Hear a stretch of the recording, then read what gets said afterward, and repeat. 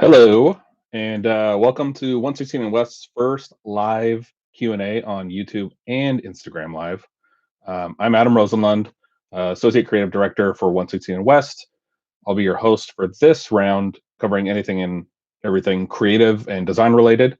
Our plan is to continue doing these streams in the coming weeks and months, kind of covering the breadth of topics that we are responsible for as a full service marketing and advertising agency. So if there's a topic that's not covered today, most likely we will be doing something that might be more in your wheelhouse, like copywriting, ad buying, and the whole gamut. So um, without further ado, let's get started. We did collect a couple questions before the live streams went live, so I'm just going to get rolling on those. The first one, actually, the first two, they're kind of the same question, so I'm just going to condense them into one. Um, when and how did you know that art was something you wanted to pursue career wise? So I consider myself relatively fortunate that I kind of knew that I wanted to do this ever since I was very, very young. Um, I mean, when I was like 5, I would be drawing on the inside cover of library books, which my parents really didn't appreciate because they had to spend a bunch of money to replace those. So um, they quickly just kind of started giving me reams of paper that I could draw on. Um, and that's basically all I ever wanted to do. That's all I ever pursued in the years since then. I knew through middle school, through high school, that art, like various facets of art, like I would hopscotch between wanting to do animation or perhaps wanting to do, go into comic books and illustration. So I'd kind of like hopscotch between a lot of the different mediums, but the pursuit of art as a career was always the thing that I wanted to do. So um, I feel very fortunate that I've been able to make a living doing it, because even people that are incredibly talented, sometimes it's a thankless job and there's not a lot of money in it. So the fact that I'm able to kind of be where I am, I feel very, very fortunate in being able to do that. Question two: what is your biggest creative inspiration? For me, the biggest creative inspiration, it kind of changes depending on season and mood and all that. But to me, the thing that's always been a real um, kick in the butt to like get me to make more stuff has been travel. My wife and I, we really like to travel around the world and see different cultures, see how other people live. And I'm a storyteller at heart, so seeing those experiences and living through some of those experiences myself really helps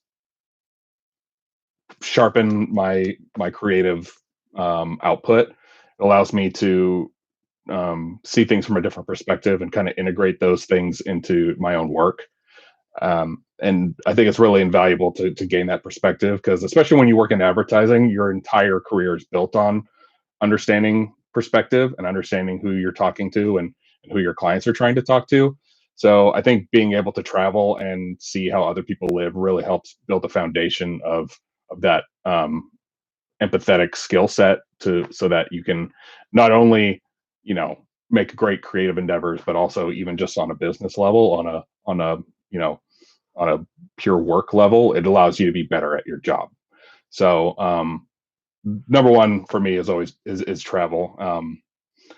But before that, it was obviously I had my a lot of my stuff was built around um, comic books and video games and all these like crazy mediums that growing up were just like candy to me. So you could probably see more in my illustrative aesthetic than my design aesthetic. That's kind of where I kind of cut my teeth. So um, yeah, so those are the main inspirations for me, especially going up and where I'm at right now. Um, what does a creative director do? That's a good question. Sometimes I even have to ask myself that question. A creative director, the best way to think of it, in I think for that most people would understand it, he kind of is the creative director is kind of the quarterback of the team. They set the play, they set the tone for whatever the project is going to be, and whether or not they're the one that's actually executing it or pushing it across the finish line, they're at least kind of trying to help set up the card so that everybody on the team can succeed at getting um, the creative out there as much as possible. They're kind of a checkpoint for if design comes through, giving it a good review, give it making sure that it's exactly on point for what the client's asking for, to make sure that there's good design fundamentals in each project. So there's a management aspect where you're helping other creatives kind of produce the best work for the project. And then there's also like creative in and of itself is a lot of times you're responsible for the big picture execution of a creative campaign, coming up with the big play, um, that everything, all these mini campaigns will kind of be based off of. Like the main thing for us, even as an agency, we just did a full rebrand. So um, that was one of the things that, like, creative direction wise, I kind of tried to set up these um, pieces so that all the other members of the team could kind of take those and start interpreting them and building out this very robust brand based off of those things. So is is creating a foundation of good design principles and good um, branding elements, and then helping the design team succeed in breathing those life into those concepts. So um, I think it's a really fulfilling thing, because even if I'm not the one touching every piece of it, it's always great to see something I make kind of light a creative spark in someone else as well. So you get to see that in a very real level versus just kind of putting things out there into the wild and hoping somebody likes it. So that's always a fun thing to see, is see what you get at the back end of that based on something that was just like an idea in your head. Um, Next question. What's your thought process when creating a logo? How do you approach it? Um, for a logo, I mean, the difficult thing with where design is today is you can literally, anyone can go out and like spend $5 on some website like Fiverr or something and get a generic looking logo. So it's like the way that we have to pivot as an agency is to put ourselves above that fray and really show how, when you come to real professionals like us versus like just trying to throw $5 at the wall and hope you get something that looks good, what does that investment look like?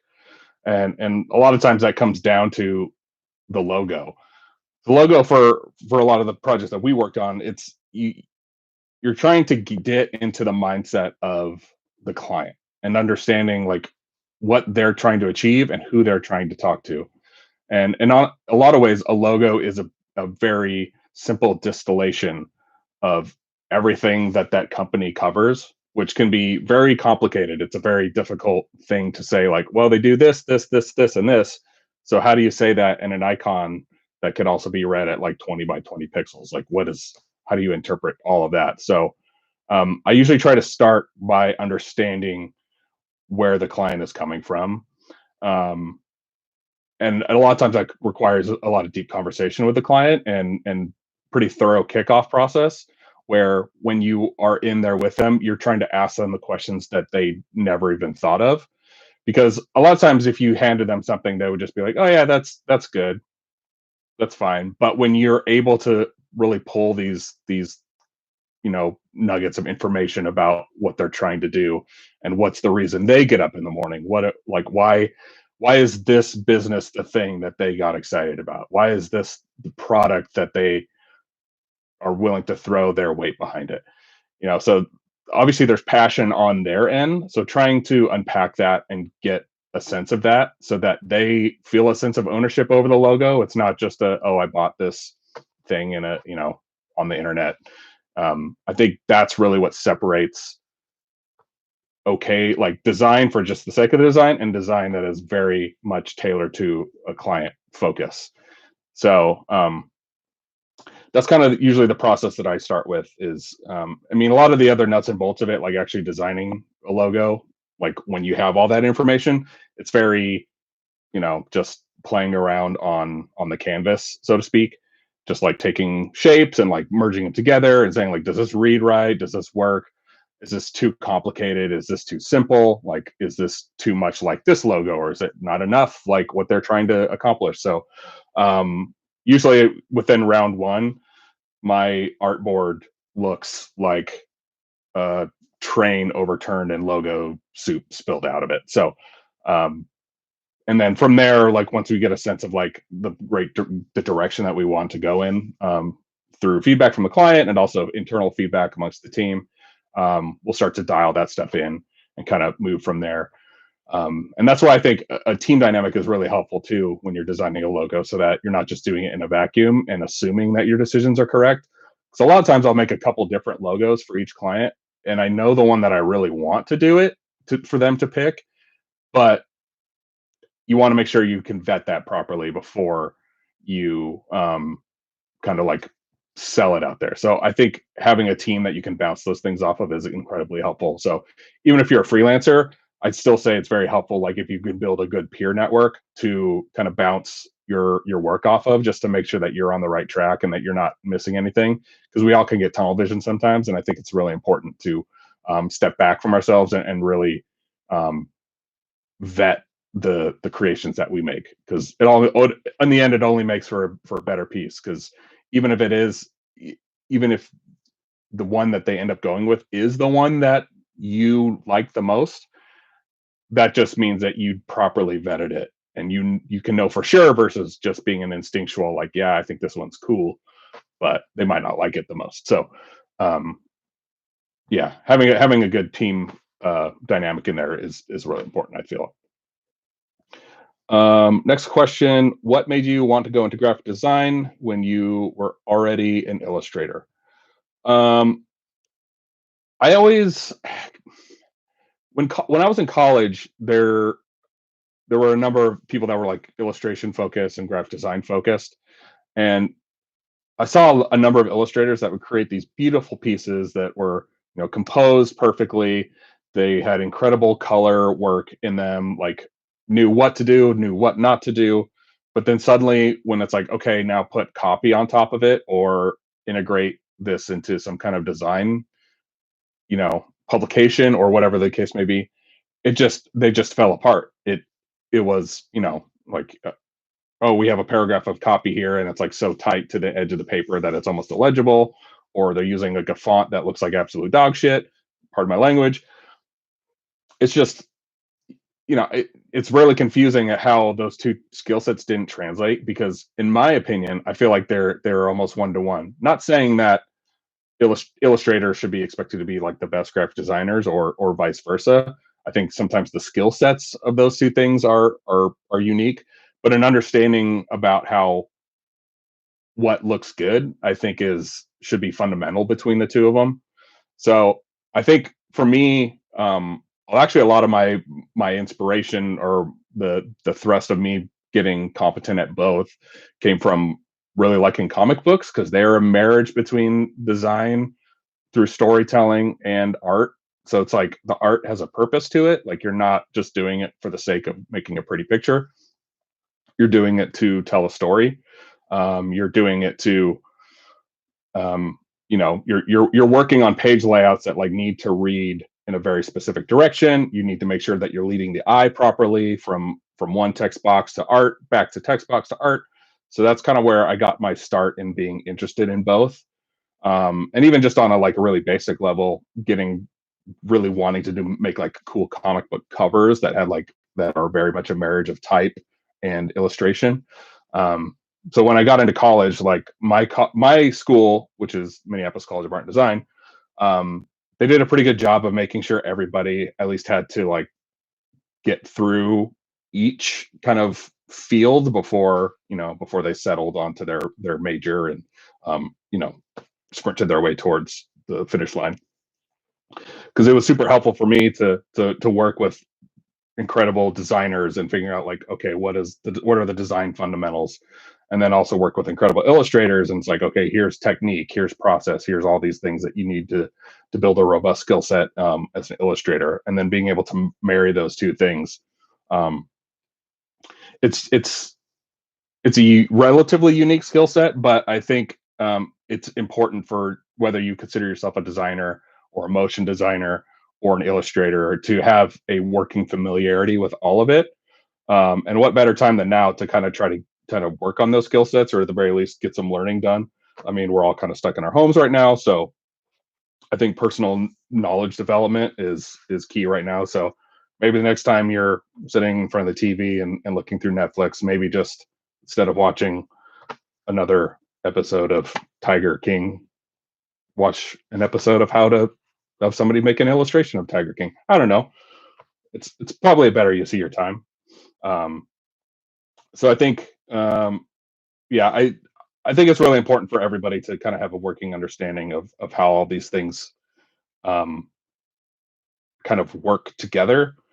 Because under the big tent, I think it's like cool looking stuff is like the big tent of like illustration and design and motion design and all that. And I think we're all part of the same family. So I think knowing how to communicate with each other is a great skill set to build. Um, how is your artful eye reflected in your home? Uh, I so my house is 2 levels. Upstairs is basically my wife's, and downstairs is mine. Downstairs we have like the pool table, and I've got like screen printed movie posters all over the downstairs. And as you can see in my office, I've got action figures and books and all kinds of crap in here. And then upstairs is like nice, fine art and all kinds of other stuff that's curated by my lovely wife, who has probably a better design sense than I do. So she's a great person for me to kind of like knock stuff off against. It's like, hey, what do you think about this? Because she's also really good at saying like that doesn't look good. So yeah, I mean the house, the place that you live in, especially right now since we're all stuck, needs to feel comfortable and feel inspiring.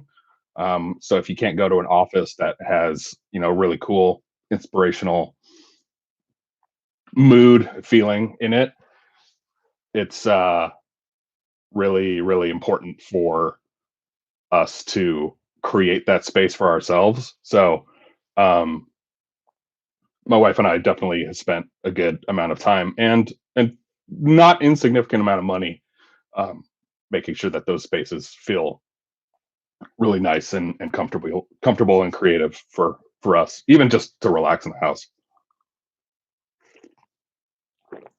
Let's see. How did you land such a babe of a wife? Winky emoji. I don't know. So she's probably watching this right now. I have no idea. I just got really lucky. We were friends for quite a long time, and um, we just eventually started dating, and then we liked doing that. We moved in with each other, and we liked doing that, so we got married. So it happened to me. It can happen to you.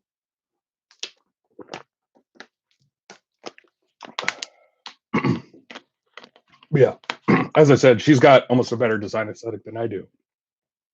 She's she's amazing. Um, how lit is your creative process after several cups of Java? I tend to have one big cup a day, and we have these awesome Yeti vacuum cups, only 399.95 on the 116 and West store. That's a lie. Um, and I'll tend to drink it basically throughout the morning. Um, but I don't need a ton. Usually for me, it's if I have a late deadline or something, that's when the caffeine comes in important, is later at night, not so much in the morning. But it's always good to get things rolling with a nice cup of coffee.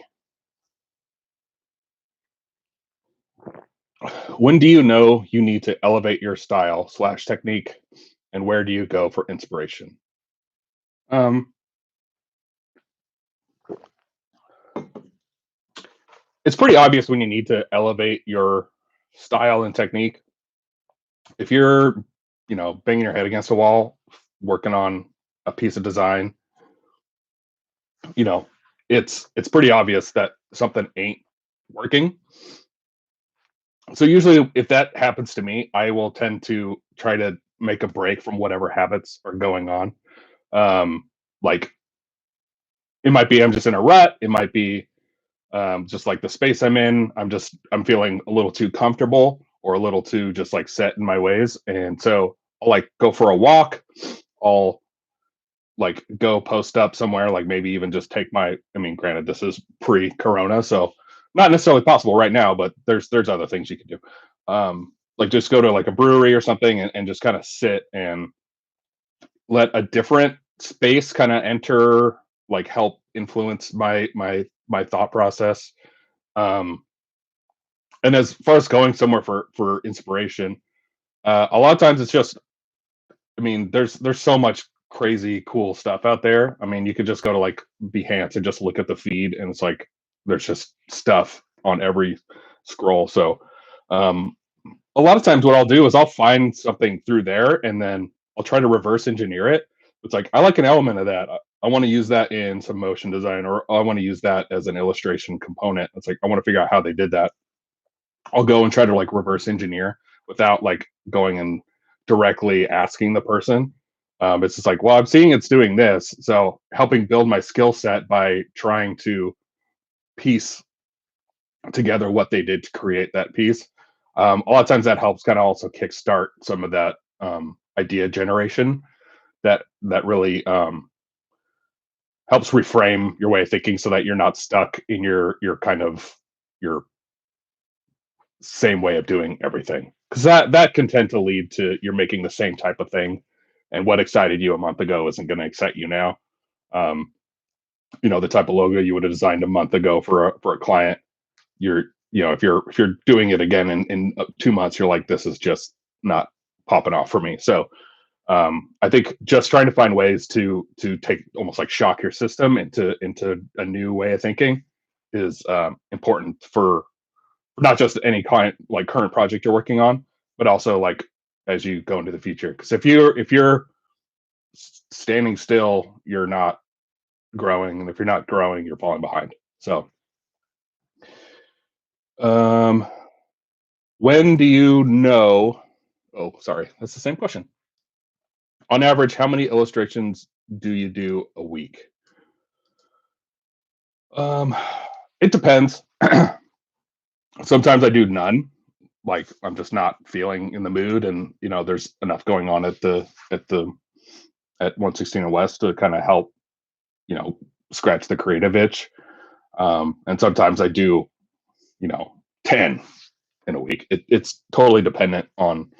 Um, I feel like illustration for me is more of an emotional thing than the design end of it. Like I have to feel like inspired and really um, have a spark to make it happen.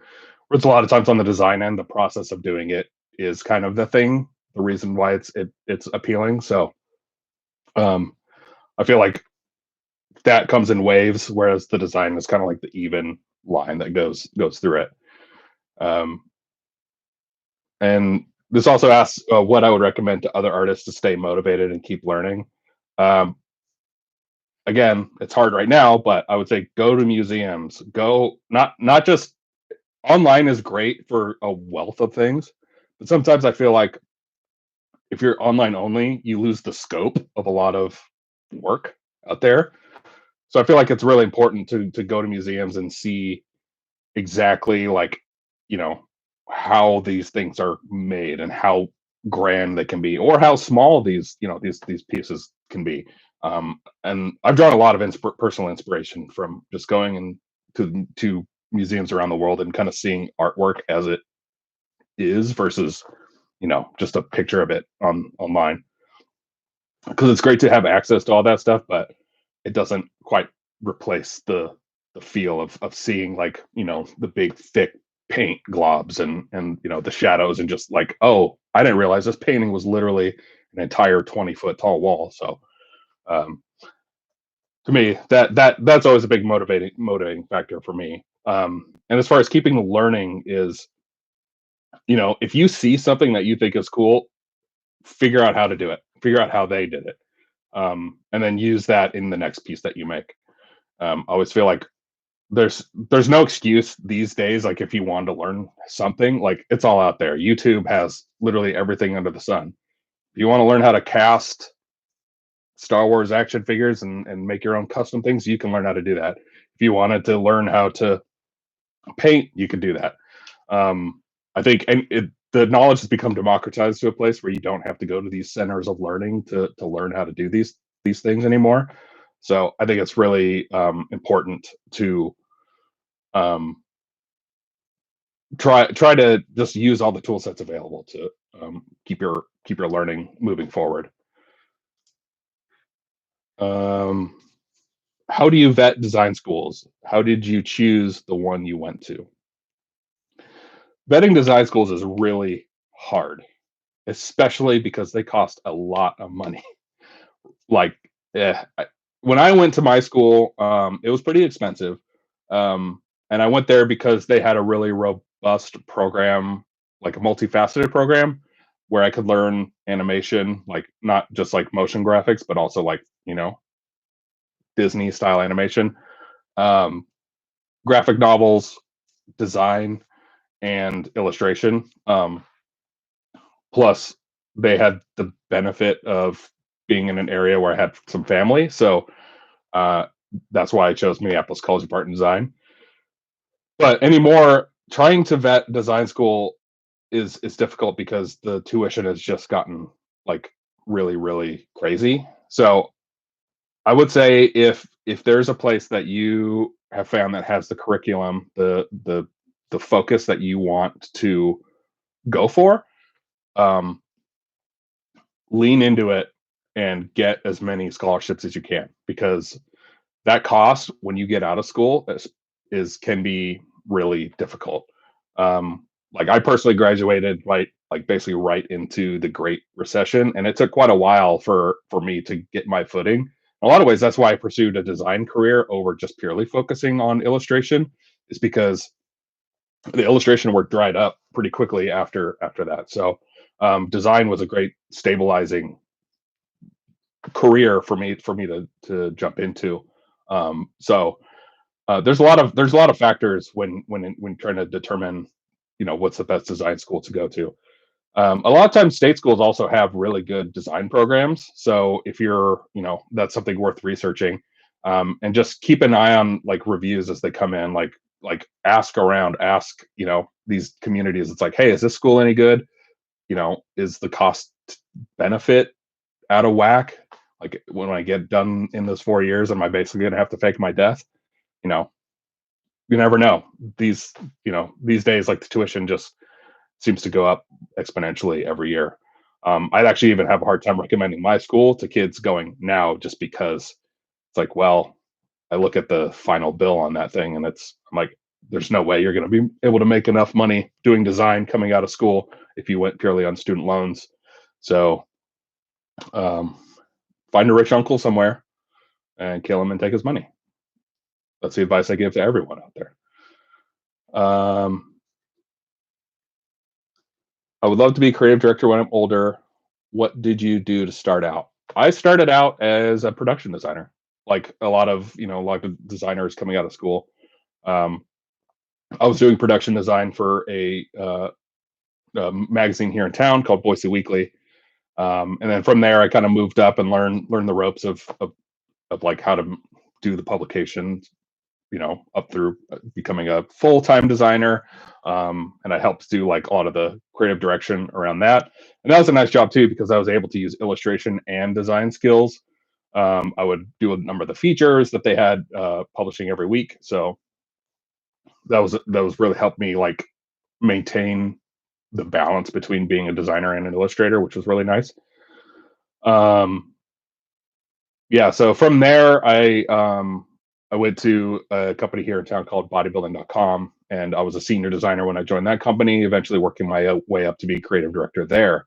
And then once that opportunity, I took an opportunity with 116 and West to join them as creative director, because I hadn't had agency experience before that, and that's something that I really wanted to try, instead of just being focused on one brand, being focused on a number of brands and see if I could, you know, be successful building these brands for a number of clients versus just trying to find a new way to skin the same one over and over again. So um, yeah, starting out, it's it the main difference, like as you come up through your career, if you like managing people or managing creatives, because it's a very different thing than like, oh, I'm a a manager of a team of accountants, let's say. It's like it's more being a resource for people and helping people learn to become better designers. Like I really like doing that. It's like got an element of teaching as well as like career growth for them. So I think that's a good skill set to have when you're want figuring out if you want to be a creative director. Is if you have the not only the passion for creating cool stuff, but also the passion for helping other people create cool stuff. So that's one of the things that's actually been most fulfilling for me as my career has gone on is okay, I know how to do this stuff now. Now I want to help other people learn how to do it too and start making cool crap on their own. So yeah, so that's for me. It's a very relatively linear career path. Some people don't like doing the management stuff. They're like, I just want to focus on making cool stuff. I've known a number of really talented designers that are like, nope, I just want to make awesome stuff. I don't want to have to sign any paychecks or do any of that stuff. So from there, I mean, there's always the opportunities. Like you can go freelance. You can basically be like a couple person shop where it's like you're in charge of you know the design end, and then you have like a motion designer friend or like a really small team where you're doing like some smaller scale projects or helping be part of a larger um, campaign. There's always options for you depending on what you like to do, but there's always room for growth. And the nice thing about being a creative industry is job titles are also relatively creative. You kind of make it whatever you want as long as you have the drive to pursue your passion. So um, that's I wouldn't have it any other way. I find it really hard if I was in a very like stifled kind of like linear career path. How do you clean all of those action figures? Very carefully, I guess. Having like a little can of compressed air helps. A little kind of terry cloth thing that you can kind of wipe them. Definitely don't do it regularly enough. Luckily, down here it's in a basement, and I'm the only one that ever comes in here, so it's relatively dust free, but it can be real difficult sometimes. And we had an earthquake last week, and all of this stuff had fallen over. So that took a good couple hours to get everything set back up again. And then I'll probably sneeze here in about 3 seconds, and all of it will come tumbling down. So that's basically what my life is like right now. What is one thing you find incredibly inspiring right now? This might sound cheesy, and it is, but uh, my wife and my team. Obviously, all of us are going through an incredibly crazy thing right now, unprecedented in modern life. But just seeing how everybody has kind of come together to um, help each other stay sane during this thing and also stay productive. Like you know, you always see the stories of it's like, oh, there was in fiction, it's always there was a pandemic and society crumbled and everybody was at each other with gas cans and shotguns. But honestly, this is the way that things like this go down. There's a pandemic, we don't start clawing at each other, we come together. So kind of seeing, shout out to 116 West, specifically the creative team for really doing their best to keep making awesome stuff, even though we haven't seen each other's faces in weeks. Like I literally just got back from a trip right before this thing happened, so I think I've seen them for one day in the last 2.5 months. But um, luckily, the tool sets are there that you can stay connected. But and then while I'm here doing this stuff, my wife is running the house like she's made garden beds. She's like throwing pottery. She's doing all kinds of stuff that's like blows my mind how productive she could be during this thing when sometimes all I want to do is just curl up on the couch and play Animal Crossing until 3 in the morning. So yeah, just that's the stuff that's really inspiring to me. And it honestly, like, more than the lit cup of coffee, like that's the thing that keeps driving me throughout the day. So shout out to all y'all, and shout out to everyone on these channels doing their damn thing too in the midst of all this. I see you. I appreciate you. I think that's all the questions I have right now. I don't know if anyone has any last minute stuff, but like I said at the start, we'll be doing more of these as time goes on. Not just with myself. So we'll have some other talented team members coming through and talking about all aspects of the marketing creative business, at least how it pertains to us at 116 and West. Um, obviously things being what they are right now, like everybody's kind of stuck indoors doing this thing. So what better way to kind of put ourselves out there than just doing all this knowledge sharing? Because a rising tide raises all boats, or whatever that saying is. So the more that we could share with each other, the better off all of us will be once this thing's through. So um, if there are no other questions, I think I'll just call it there. But I really appreciate everybody who has joined and asked a question, and I hope it was really informative for all y'all. Um, yeah, you can follow us at 116 and West on Instagram and all your social media of choice. Join us for, I don't know, TikTok after this. I'm gonna probably get a concussion doing that weekend dance. You know, so what else do you do during a pandemic other than hurt yourself? So, all right, well, that's it for me, and we will see you next time.